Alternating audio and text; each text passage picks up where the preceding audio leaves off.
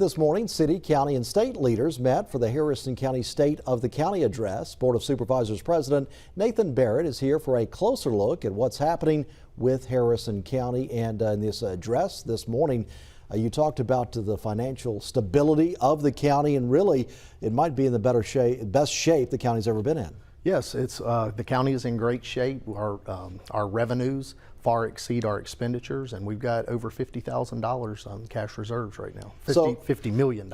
Yeah, that's a big difference there. Yes, yeah, $50 million in cash reserves. You can do a lot with that money. Sure. So where do you feel like this extra source of income is coming from? I know the Buc-ee's, there was a lot of work done there with the anticipation it would bring in a lot of money. So far it has in just about a little over a month. And we've had a lot, the county makes a lot of its money on ad valorem taxes, and with the growth of the Harrison County, we are the fastest growing county in the state of Mississippi. With that, you're going to see an increase in ad valorem taxes, so that's a big part of that as well. Okay, so extra money available. How is it going to be used going forward? Well, infrastructure work is always something that we're looking to do to improve our roads, our bridges, our drainage, water, sewer, things of that nature. Where do you feel like is a big area of need where you could see some of those improvements? Well, all over the county, actually, we have just in District 5, which I represent, we have over 200 miles of roads. Dr. Ladner has over 300 miles of roads. Rebecca has over 200 miles of roads. So we've got almost 1,000 miles of road in the county. And so it's a cyclical thing.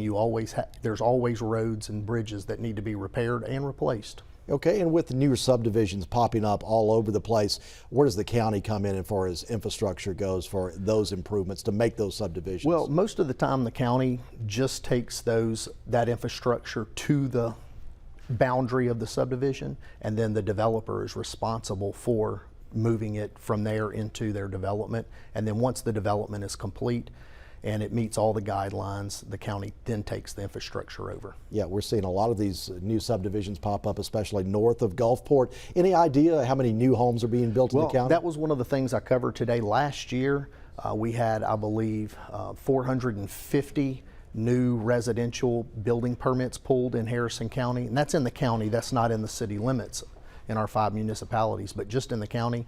And this year, we're already around 300 in the first 6 months of the year, and the dollar amount is pretty much the same, around $80 million in valuation on those homes. And so that's moving. So how do these new homes, new people moving into the county, how does that spur business development? Well, we've seen great development, and I believe that is one of the reasons.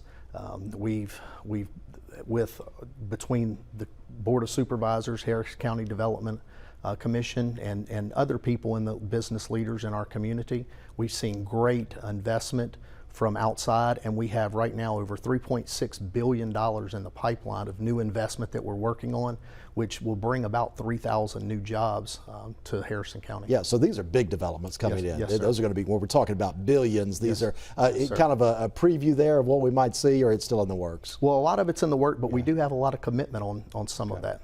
All right, well, we're looking forward to see how it all plays out. Nathan Barrett with the Harrison County Board of Supervisors, thanks for coming in. Thanks for having me.